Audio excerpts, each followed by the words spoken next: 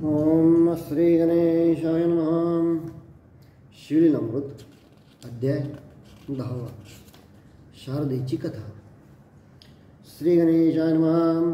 कामगजविदारकमञ्जना क्रोधजलविध्वंसप्रभञ्जना महातरमहारका चण्डकिरणा चन्द्रशेखरा वृषभध्वजा मत्सरदुर्धरविपनदहना दम्भनगच्छेदकास्तत्रनयना अहङ्कारन्धकासुरमर्दना धर्मवर्धना फालनेत्रा अनन्दकैलासनगविहारा निगमागमवन्द्या सुहास्त्रवक्त्रा दक्षमखदलनानन्दसमुद्रा ब्रह्मानन्दादयानिधे नवमाध्याय्यन्ते उद्धरिलाशवरसिंहकेतनृपति यावरी सुतशौनकादिगाम्प्रदे नमिशरण्ये संगता अनर्देशि वास्तविकता एकवती जनमध्येवरथ वेदाध्यानी शास्त्ररथ पंडितानी वंशजोय त्याची कन्या चातुर्कानी शारदा नामे कमलनयनी जिचे स्वरूप देखोनी जन होते तटस्थ ते झाली 12 वर्षे पित्याने लग्न केरुनी समारंभेसी पद्मनाम द्विजासी देता झाला विधियुक्त पगी परम अधित ब्राह्मण सौभाग्यानी वेद संपन्न जयाची विद्या पावना राजे होते तटस्थ लग्न सोहळा जाहळीवर काही दिवस होता श्वशुर घरी सायंकाळी नदी तिरे संध्यावदनासी तो गेला परतोने येता अंधार पायास झोमला निर्धर विकार तेथे पडले कलेवर नगरात जागली माता पिता समवेत शारदा धोने आली तेथ गत प्राण देखुनी प्राणनाथ शरीर घाली ते धरणेवरी मने विद्याधनाचे सतेज आजी बुडाले माझे जहाज आता वेज पडली सेज बोलू गुज कोणासी माझे बुडाले भांडार सर्वरूपे वरी पडला तस्कर दग्ध झाली आभरणे समग्र म्हणून टाके तोडून या देखुनी शारदेची करुणा अश्रू आले जनयना मनती पहा पशुपते फाललोचना आता हे काय करील काय आता करील काय मग त्या विप्राचे करुणी दखन माता पिता बंधू आप्तजना शारदे संगे घेऊन संध्या प्रती गेले ते कित्येक दिवस झाल्यावर घरची कार्यास गेली बाहेर शारदा ऐकली मंदरी तवेका पूर्व वर्तले नैतृतामे ऋषीवरा वृद्ध तपस्वी गेले नेत्र शिष्य धाती धरुणी पवित्र सदनाले शारदेच्या शारदासन देवनी सत्वर पूजन करुणी करी नमस्कार नेद्रुमने सौभाग्यवाड अपार हो तुझ पुत्र वेदवक्ता विप्रास्म दिसे केवळ गंध अमोघ वदन आशीर्वाद हसुनी शारदा करी खेद शोक करी दुःख माने मने या घडीत घडे केवी पूर्ण सांगितले पूर्व वर्तमान नेध्रुव मने माझे वचन असत्य न हे कल्पांदी माझे जीवे बाहेर आले ते माघारे न सरे कथा काळे माझे तपनष्टान वेगळे घडीत तेजी घडविना घरीचे बाहेरून आली त्वरित माता पिता बंधू समवस्था समूळ कळला वृत्तांत मध्य विपरीत केवी घडे ऋषीचा आशीर्वाद अमोघ पवित्र क्षणे रंगाचा घरी सहस्त्रनेत्र शापेन लागत क्षण मात्र कुळासहित संवारित शापबळेचे विशेष सर्व केला राजा नृष यादव कुळ निशेष भस्म झाले शाप ब्रह्मशापे ब्राह्मणी क्षोभनी निर्धारी शुक्राची संपत्ती घालीसली सागरी ब्रह्मशापे मुरारी अंबऋषीचे जन्म घेत विधी खरहर चित्ती ब्रह्मशापाचे भयवादी विप्रशापे राव परीक्षिते भस्म झाला क्षणार्धे जमदग्नीचा क्रोध परम चौघे पुत्र केले भस्म स्त्रियास्ता बंडराज सत्तम भोग नाही सर्वदा विप्राशापाची नवलगधी 60 सहस्त्र सगर जळधी कुबेर पुत्र वृक्षगोदे नारदशापे करुणिया कृष्णासहित यादव कुळ ब्रह्मशापे भस्म झाले सगळा दंडकाय नृपाळ क्षणमात्रे दग्ध केला ब्रह्मशाप परमदृढ नागराज केला सरळ धाराधर शस्त्रुबळ प्रचंड सहस्त्र घेत्या अंगे क्षयरोगी केला त्रिनंदना मेदिनी वसनाचे केले आचमन शापदेवनी सूर्यनंदना दासीपुत्र केला भय पाषाणाचे करती देव रंगाचे हे करती राव मंत्राक्षता टाकीता नाव पल्लव कोरड्या काष्टा फुटले गे ब्राह्मण थोर त्रिजगदी हे ब्रह्मांड मोडून पुन्हा घडदी यावरी नेतृती हे प्रती बोलता झाला ते ऐका मने शारदे यथार्थ तू धरी उमा महेश्वर वरद षडाक्षर मंत्र विधियुक्त नित्य जप करावा मने या व्रताचे फळ होय पूर्ण तवरी मी येथीच राखीना मग त्याच्या अंगणात मठ करून राहता झाला नैद्रिव्यतो मने व्रताचा आरंभ प्रेमेसी करावा जाण चैत्रमासी अथवा मार्ग शीर्षेशी शुद्ध पक्षी करावा पाहुणी मुहूर्त सोमवार अष्टमी चतुर्दशी परिकर पूजावा उमा महेश्वर एक संवत्सर नेमेसी गुरुवचन शारदा ऐकुना तैसीच कर्ण पडे न्यूना नये ध्रुव गुरुपासुना षडक्षर मंत्र घेतना दिव्य शिवमंदिर करुणा वरिदिद्ले शुभ्रवितान चारी स्तंभ शोभायमान नाना फळे शोभतादि अष्टगंधे सुवासुमने भूमिशुद्धिनि रंगमाळास्तरणे षोडश वर्ण यंत्रकरणे अष्टदळे तयामाजी चतुर्दळ त्यावरी घालून तांदूळ वरी घटस्थापन ढाळ शोभा भोगतगानी जे उमा महेश प्रतिमा धोनी स्थापिजे सुवर्णाच्या करुणी मग एकनिष्ठा धोरणे षोडोपचारी पूजेजे यथासंग ब्राह्मण संदर्भना सुवासिनी पूजेचे प्रीती करुणा षड्रस चतुर्विधांना द्यावे भोजन तृप्तिवारी पुराण श्रवण कीर्तन हे निज करावे जागरण गुरुवचने विश्वासपूर्ण धोरणे वर्तने सर्वदा कुंदेर्दुवर्ण केवळ कर्पूरगोर पयफेनदवल ज्योतिर्मय शुभ्र तेजाळ रजतवर्ण निर्मळ जो सूर्यकोटी समतेज विराजित शुभ्राभरणी भूषित जगदानंद कन्नगुणादित स्वर्धुनी विराजित मस्तके शुभ्रजटां मुकुटमंडित सर्पमणियुक्त विराजित किशोरचंद्रहारी मिळवत भस्मचर्चित शुभ्रदिशे उन्मिलित भाललोचना केयुरांगद शुभ्र वीरकंगन नरमुंडा माळा शोभायमान दिस्तिलोचन सूर्यंदुवत दिव्य गरुड चापाहुनी वरिष्ठ द्विराजमने दिसे नीलकंठ दशभुजायुधे सकट झळकती प्रळयाच्या बळेसी खट्वांग त्रिशूळ कपाळ डमरू अंकुशपाश घंड नागधरो पिनाक पाशुपद कोमल तेजागरो शुभ्रवर्ण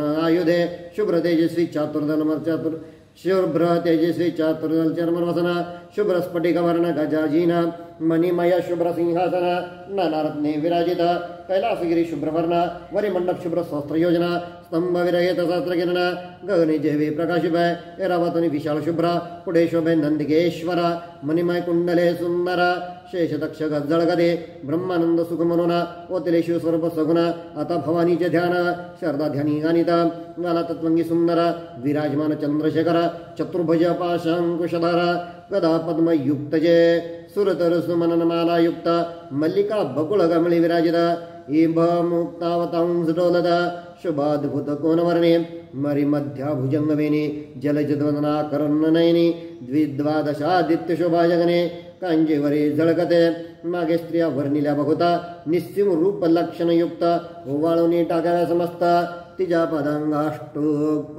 पादांगुष्टवर्णे कोटे मनमत शोभा साजरी त्रिभुवनजन्नी त्रिपुरसुंदरी ब्रह्मांड फोडिनियावरी अंगीचा सुवास धावता पदमुद्रा जेथे उमटते त्या रक्त कमळे उगवती द्विजपंक्तींचा रंग पडदाक्षिते खडे होय दिव्यमानी या ब्रह्मांड मंडपात देख ऐसे स्वरूप नाही अनेका शशे मित्र द्विजमुख जिच्या तेजे शोभते विधिशक्रादी बळे अज्ञान स्नेह निजगर्भी करिपाळना समस्त त्रिभुवन लावण्य ओतले स्वरूप देवीचे विशाल तांडके प्रभागन ओतले शशी मित्र तेज गाळना गंडस्थळे गाळून गंडस्थळे प्रभापूर्ण पडली झळके अत्यंत बिंबाधार आर्य अतिरिक्त नासिकाचे वरी डोलत मुक्त प्रवाळचे केवळ भासत तेजामितन वर्णवे नेत्रांजन प्रभा पडली मुक्तशिरी तो गुंज ऐसे दिशे क्षणवरी जगन्माता हास्य करे तो रंग दिसे शुभ्रमाकुती ओळीने बैसल्या हंसपंक्ती तैसे द्विजास्ती झळकती मुक्त शुभ्र वर्ण मागोते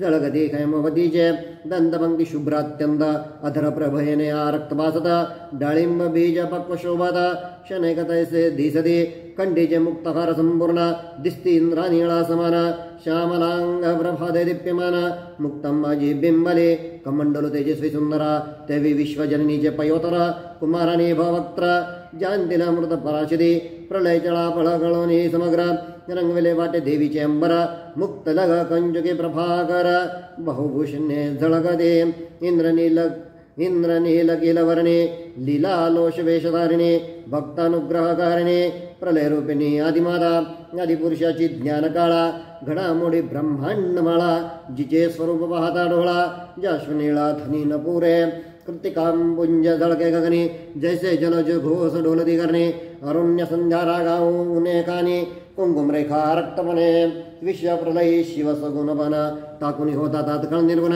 परितीचे सौभाग्यकाना तांडक कुंकुम महिमा दोन वेळा वरिले कर्पूरगौरा भवानीने लाविला कपाळीनी विजवरा तांबूल रेखांकित वदन चंद्रा अपार कवी वर्णिते प्रगे त्रिवेणी जयसी अंबेची वेणी शोभे तैसी कृष्णवर्ण कुरळ निश्चयसी आदित्यनंदिनी होयते शुभ्रहार गुंफिला दिव्यसुमनी त्याची ब्रह्मांडवर्णी स्वर्धनी माझ्या रक्तपुष्पे दिसती नयने पद्मजनन्दिने गुप्तते मुद्रा खडदी मच्छक गच्छकादी अलंकार हे प्रयागी तळपती जळतर कैशांग्रे गुच्छ विशाळ थोरा सगराकार शोभती काय ब्रह्मांडे गुंफिली सकळ तेची डोलत मोहनमाळा जीव शिव दोन्ही स्तन देजाळ औरणी धरले दोन पक्षी अक्षय सौभाग्य नवे खंडन म्हणून वज्रचिंडे मुंडित करितान दशांगुळे मुद्रिका बंधू जनार्दन दशावतार नटलासे पाहिने पुरे पैंजन गर्जता शिव समाधी विसरून पाहे मुखचंद्र सावधान नेत्र जगोरे करुनिया भक्त जय काय का निष्ठ पायी पोल्लारे जुडवी अनुवटा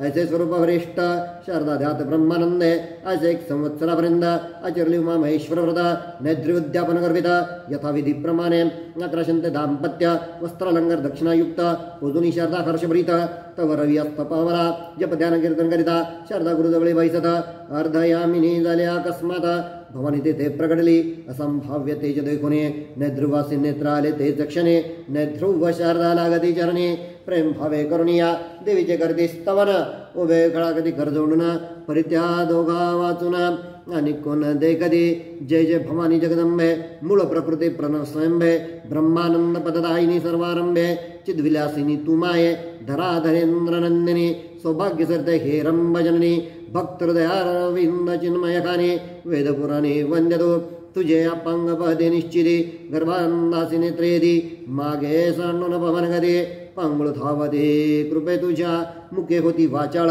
मूर्ख पंडित होती तात्काळ रत्ने होती सिकताहरळ गारा होती चिंतामणी भव भयहरके भवानी भक्तपालके मनोनासिनी विज वेदमाते द्विज जनंदिने वेल्य ज्ञानी ब्रह्मादिका त्रिपुरसुंदरी त्रिभुवन जननी दोषत्रयारके त्रिताभजमने त्रिकाळजे सादर तव ध्यानी त्रिदेव विरहितते वे शिवमानस सरोवर मराळिके जय जय विज्ञान चंबकಗಳಿಗೆ ऐश्वर सकळ ऐश्वर्य कल्याणाके सर्वव्यापके मृणानी ऐसे एकता सुप्रसन्न देवी मने भागवर्धन नेतृत्व वृत्तांत मुळे होऊन शारदेचा सांगितला मम मुखातून वचन आले ते आंबे पाहिजे सत्य केले तू वाजरी मनी धरिले तरी काय एक न करीसी यावरी शिवजाया बोले वचना हे शारदी पूर्वा शुभानना द्रविड देशी विप्रकन्या नाम भामिनी येचे हिच्या प्रतरासी स्त्रिया दोघी जणी हे द्राकुटे प्रिया मृदुभाषिनी हिने वरवश करुणे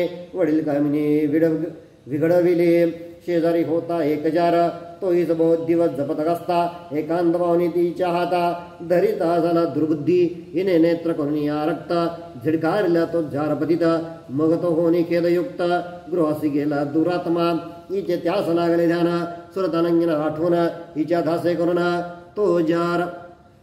तो जार मृत्यू पावला ईस विधवा होय म्हणून हिच्या सोबतीने शापले दारुण मग तीही पावली मरण हिच्या दुःखे करुणिया मग ही काळे मृत्यू पावली त्याची शारदा खे जन्मली पूर्वीच्या आजारी ईस विहारिली ये जन्मी जाण निर्धारे तोची पद्मनाभ ब्राह्मण गेला ईसी धावा साधून हिचा पूर्वजन्मीचा प्रतार जाण द्रविड देशी आहे आता 360 योजना येथून दूर आहे तो ब्राह्मण स्त्रीहीन हिचे स्वरूप आठवून तळमळीत सर्वदा तो स्वप्नामध्ये नित्य येऊन भोग देईल प्रीती करून जागृत होणे विशेष जाण सुखोयले येते ऐसा लोटता भोगस दिवस पुत्र एक होईल शारदेचा शारदा नंदन नाम तयास लोकविख्यात जानबा ईस नित्य भौगिक होईल घरी का तैसाच विप्र पावेल जोगा स्वप्नानंद विशेष देखा तृप्ती होईल निर्धारे ऐसे ते अशी सांगून अंबा पावली अंतर्धान त्यावर शारदा नित्य स्वप्न देखती झाली तैसेची तवती झाली गरोदर जननिंदा करती समग्र धीर भावे सासु श्वशुर आपतोय सोयरे सर्व आले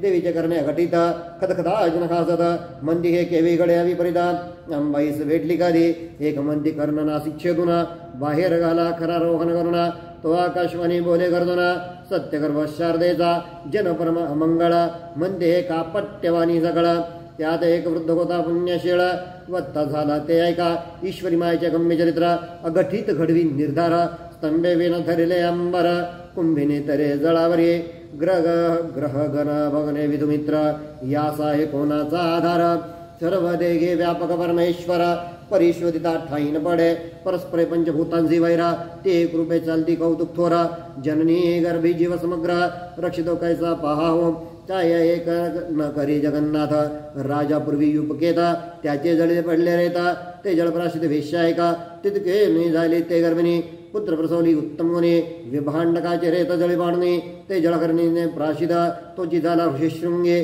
त्याने ख्याती केली दशरथ ग्रही सौराष्ट्र राज्य स्पर्शिता करे मृगे दिव्यपुत्र प्रसवले सत्यवती मत्स्यगर्भा संभवता तो मत्स्य राजपुत्र होता महिषासुर मत्स्य महिषी गर्भे जन्मला कित्येक ऋषी करून हा वंदा वचन मात्रे गर्भरहात गर्भरहात रेवते रमण जन्मत रोहिणी पोटी कैसा बाप संभाचे पोटी मुसळ घाले ते कोणी कैसे घातले कोणती पोटी भांडण जन्मले पाच देवा समागमे ऐसे बोलिनी वृद्धी जना तरी निंदा करती दुर्जना मागोते देवानी झाली पूर्ण एक वचन मूर्ख कोणी असत्य म्हणते तरी जीवाचिरून किडे पडती ऐसा एकता सात्विक सुमते सत्य म्हणते त्रिवाजा कित्येक दुर्जना पुन्हा बोलता हे सर्व एका पट्ट्या सत्य तो जीवाचिरून अकस्मात किडे गळू लागले हे देखुनी सर्वजन शारदेसे घालतील लोटांगण म्हणती माते तू सत्य बोर्ण जन गिरणुके सारगे मग तिचा पुत्र झाला सतेजा लोक म्हणती शारदात्मज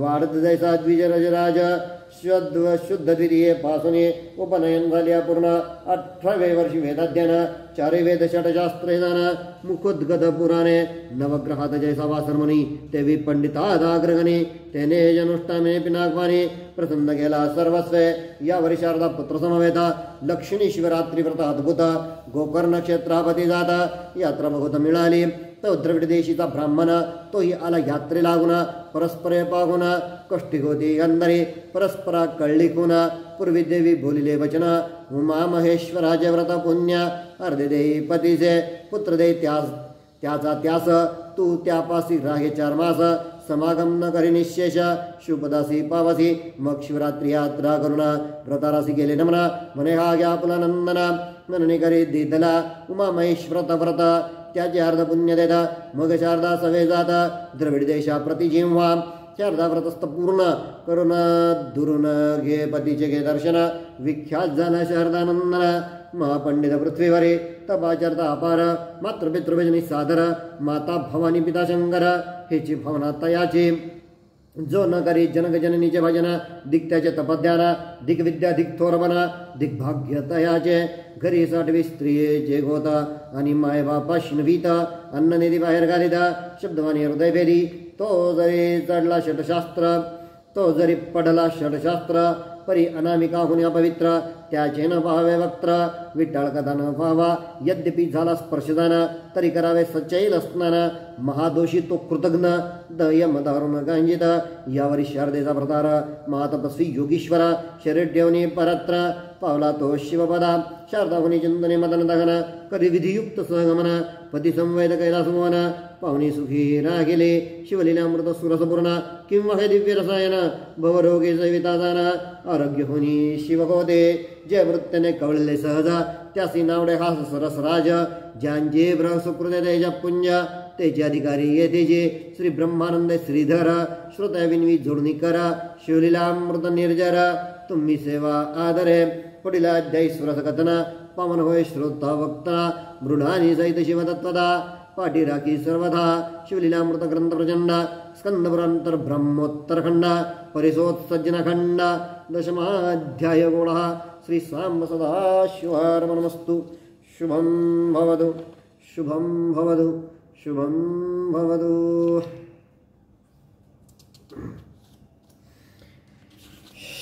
जय गजानन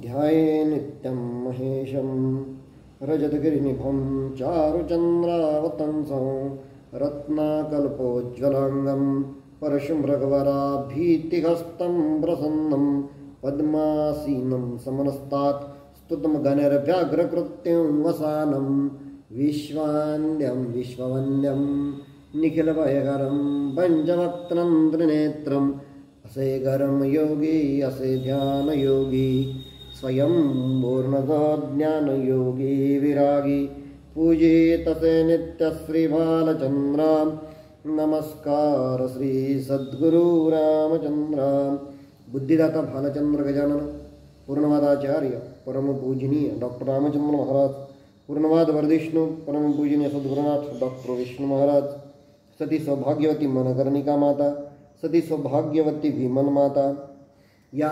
देवालयातली अधिष्ठात्री देवता विठ्ठल रुक्मिणी, आदरणीय गुणेश दादा, आदरणीय प्रज्ञावंत डॉक्टर लक्ष्मीकांत दादा, मोक्षश्री विभूताई, व ज्यांच्या पुण्याईनं या पितृपक्षामध्ये मला या ईश्वरासमोर ही सेवा करण्याची संधी मिळाली ते माझे वडील तीर्थरूप कैलासवासी यांना व माझे पुराणाचे गुरु आदरणीय वेदमूर्ती विनायक बुवा बाबरेकर गुरुजी यांच्या चरणी नतमस्तक होऊन मी आजच्या आपल्या अभ्यासाला सुरुवात करत आहे.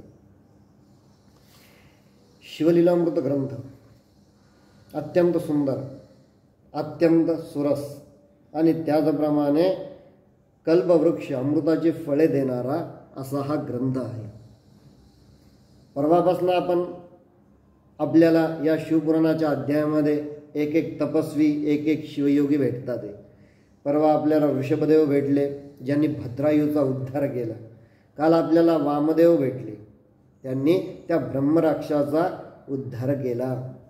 आणि आज एक नैदृश नावाचे जे एक ऋषी होते, त्या ऋषींची नैदृव्य नावाचे जे एक ऋषी आहे त्यांची एक थोडक्यात एक कथा आज आपण इथे बघणार आहोत.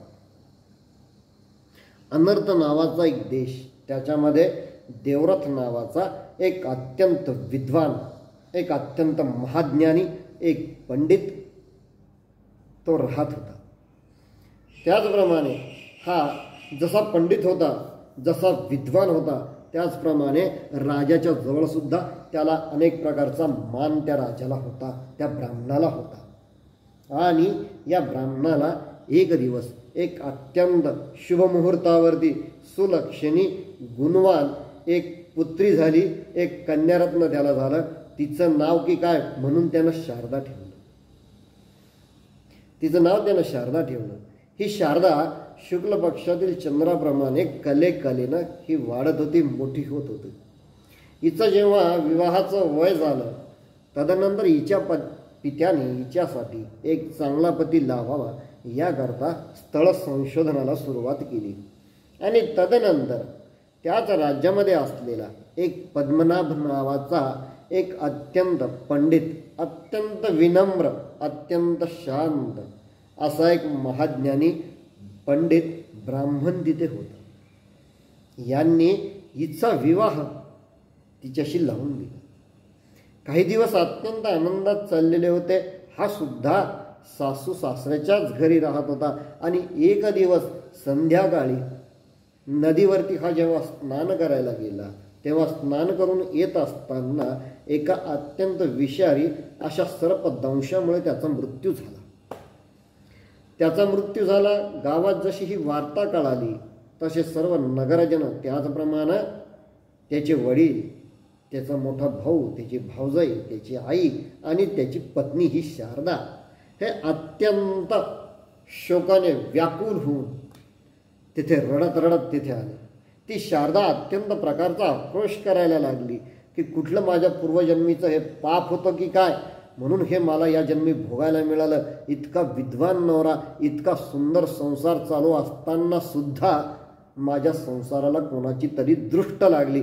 अशा प्रकारची ती मोठमोठ्याने विलाप ती करत होती. आजूबाजूच्या लोकांनी तिची समजूत काढली. तदनंतर त्याचं जे कलेवर होतं त्याच्यावरती, त्या प्रेतावरती दुसऱ्या दिवशी त्यांनी अंत्यसंस्कार त्यांनी केला. कारण आपल्याला माहिती आहे की आपल्याकडे सूर्य मावळल्यानंतर अग्निकर्म करत नाहीत, म्हणून दुसऱ्या दिवशी सकाळी त्या प्रेतावरती त्यांनी अंत्यसंस्कार केला. झालं. दिनचक्र आहे. सूर्य उगवतो, चंद्र उगवतो, दिवसांमागून दिवस जातो. गेलेल्यांच्या आठवणी ह्या दूर होत जातात. आणि हळूहळू हळूहळू की काय हे सुद्धा थोडीशी हिच्या अंतःकरणात पतीचं स्मरण होतं. पण आजूबाजूचे तिचे जे नातेवाईक होते, तिचे जे आप्त होते, त्यांच्या स्मरणातून तो हळूहळू हळूहळू त्याचं विस्मरण होऊ लागलं. आणि अशा प्रकारे ही आनंदामध्ये नव्हे तर त्याच्याच आठवणीमध्ये कशी तरी बिचारी दिवस कंठत होती.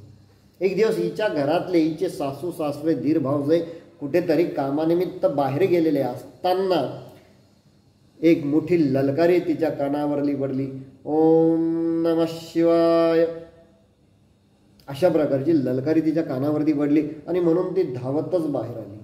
तर त्यावेळेस एक ऋषी आणि त्यांच्यासोबत असलेला त्यांचा एक शिष्य, ज्या शिष्याने त्याच्या हाताला धरलेलं होतं, ते ऋषी होते नैध्रुव्य नावाचे असे असलेले ते अंध मोठे शिवभक्त ते ऋषी होते.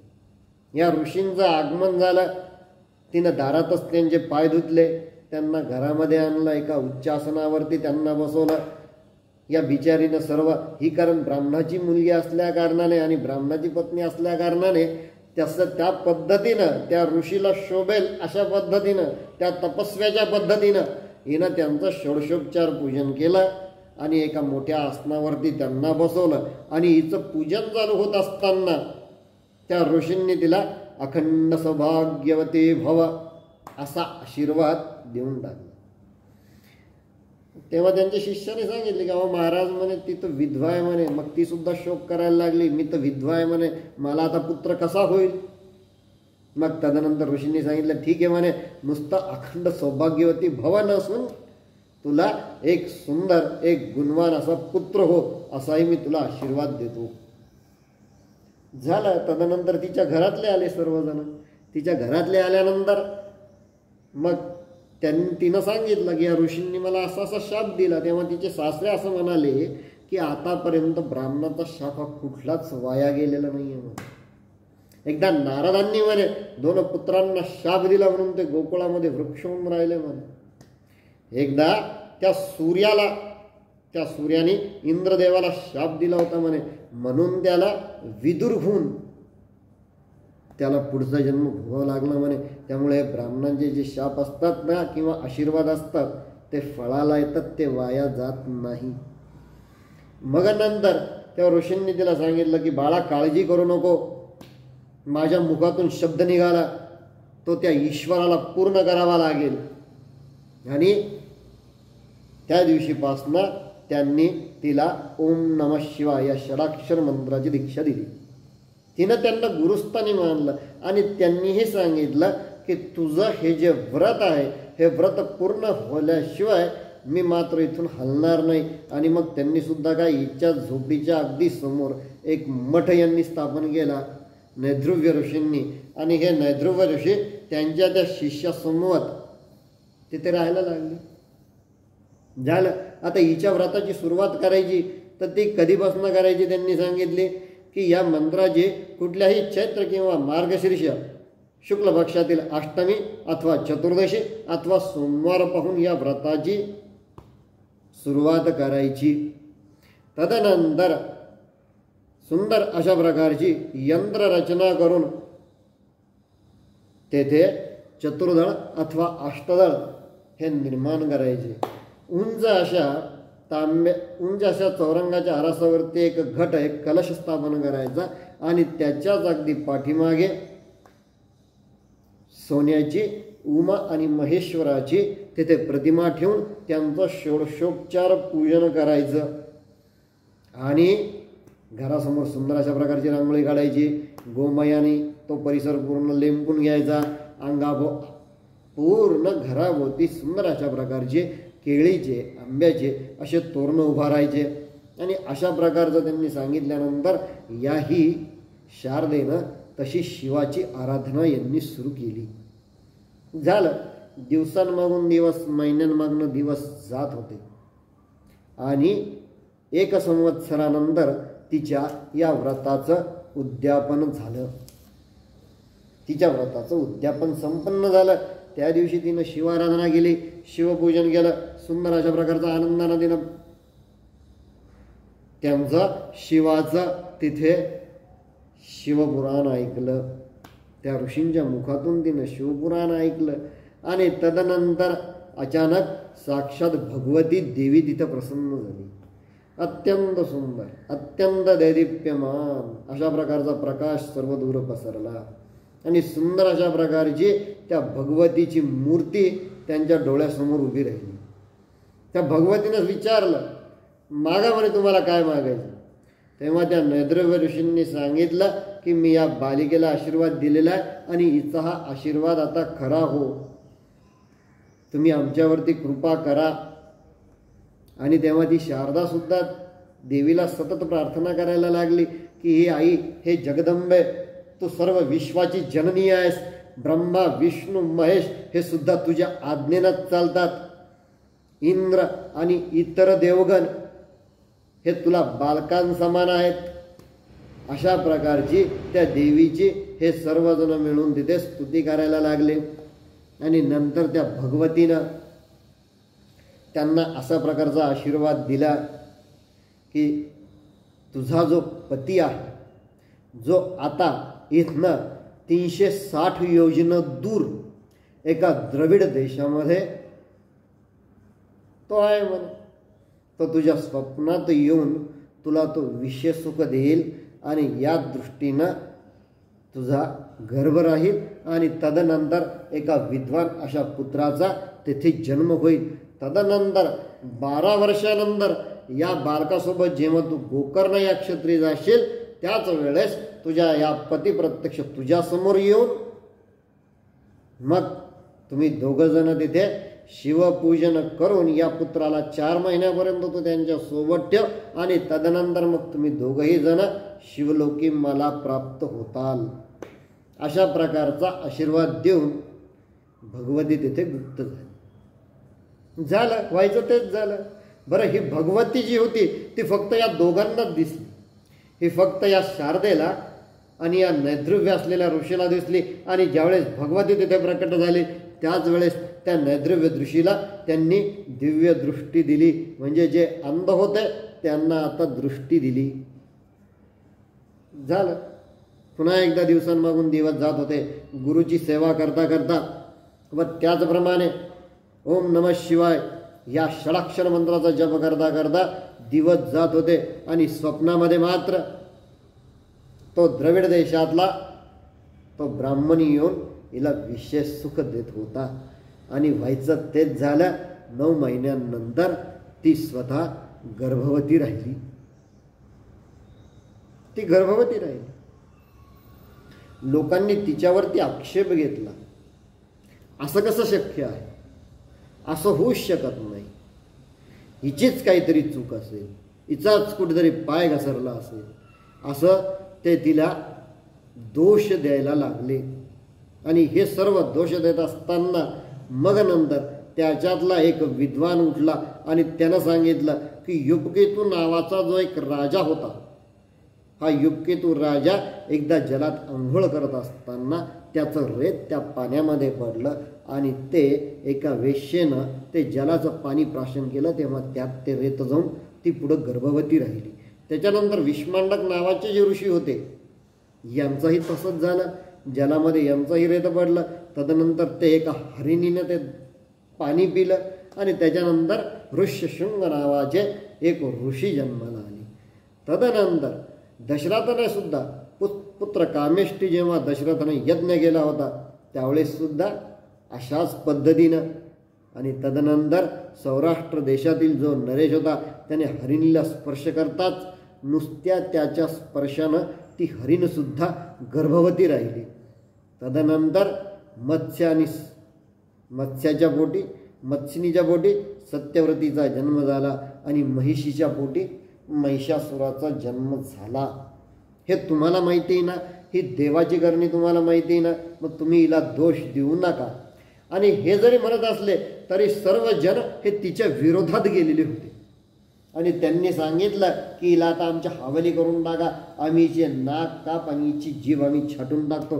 पण त्याच वेळेस आकाशवाणी झाली की ती जानकीसारखी ती अत्यंत पवित्र आहे, अहिल्यासारखी ती अत्यंत पवित्र आहे, तिला कोणीही दूषण देऊ नका. आणि जो कोणी तिच्याबद्दल अभद्र अशा प्रकारचं वाक्य ज्याच्या मुखातून निघेल तात्काळ त्याच्या जिभेचे 2 तुकडे होतील व त्यातून असंख्य प्रकारचे किडे गळू लागतील. झालं.